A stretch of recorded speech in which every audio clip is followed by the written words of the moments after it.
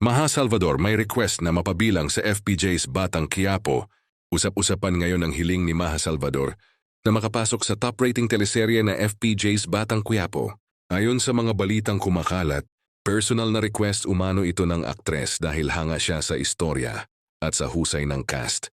Lalo na sa liderato ni Coco Martin bilang direktor at bida. Hindi lingid sa kaalaman ng publiko na si Maha ay sanay sa mga heavy drama at action scenes.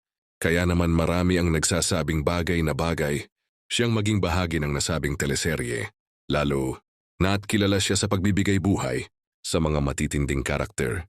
Kung sakali, magiging malaking dagdag puwersa ang aktres sa kwento at tiyak na kagigiliwan ng mga manonood. Ang kanyang pagbabalik sa primetime action drama para sa mga fans, isa itong exciting na development na dapat abangan kung matutuloy ba ang wish ni Maha na maging bahagi ng Batang Quiapo.